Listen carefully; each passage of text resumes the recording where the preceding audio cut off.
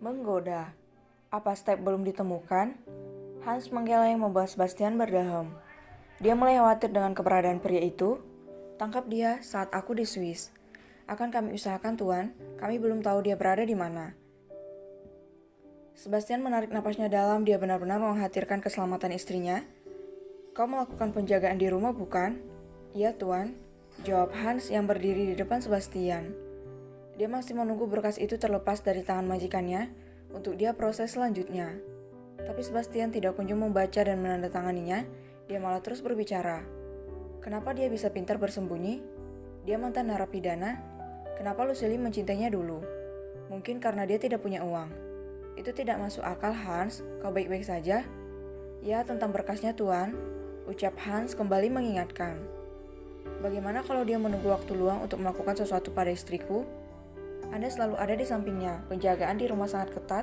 Anda tidak akan kehilangannya. Ya, terima kasih sudah membuatku lebih baik. Tapi keamanan itu akan hilang jika Anda tidak menandatangani ini dan mencetak uang lainnya. Ah, kau benar. Ucap Sebastian menandatangani berkas itu dan memberikannya kepada Hans. Cetak uang untukku? Akan saya lakukan. Ketika sedang berpikir sambil memainkan jarinya dengan mengetuk-ngetuk tangannya ke meja, Sebastian menerima telepon itu dari David. Halo, mau apa kau? Aku tidak punya uang. What? Tanya David di sana heran. Aku ingin bertanya kapan kau pergi ke Swiss? 3 hari lagi? Jangan bersamaku, aku ingin menghabiskan waktuku berdua dengan istriku. Aku hanya ingin tahu kapan kau berangkat. Kau sama seperti Luke, tidak konsisten. Hei, si bungsu dalam tekanan kakeknya berhenti mengatakan itu. Kau belum pulang ke rumah? Istriku sedang mendapatkan tanggal merah. Lakukan hal romantis. Itu bisa membuat periodenya cepat. Seperti apa?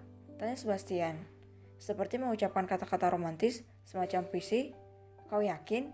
Cobalah sendiri. Sebastian berdeham. Akan aku lakukan? Nana menyiapkan bak air hangat untuk suaminya di jacuzzi. Inilah yang dilakukan sebagai wanita bersuami. Dan Nana sedikit tidak sabar untuk segera hamil, mengingat Sebastian sangat menantikan hal itu.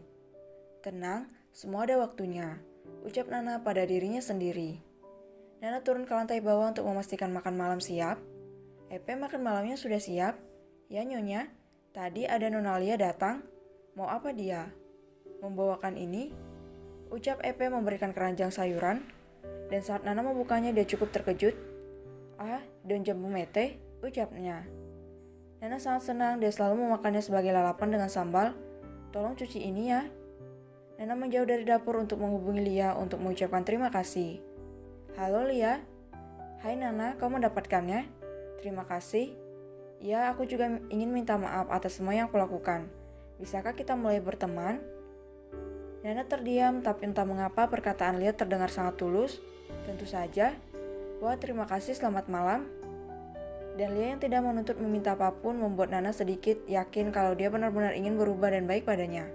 Sayang, Mas, aku udah siapin air hangat. Sebastian tersenyum. Dia merangkul pundak istrinya dan mengajaknya menaiki tangga bersama menuju kamar. Kau tahu sayang? Tidak. Sebastian berdeham mendengar jawaban itu. Aromamu ini membuatku ketagihan seperti daun kering di musim gugur. Hah? Wangi tubuhmu bagaikan daun kering yang baru saja menyentuh tanah. Nana berpikir sembari berjalan. Apa aku bau apek, Mas?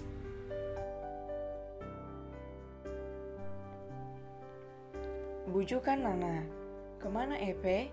Tanya Nana saat dia tidak melihat keberadaannya.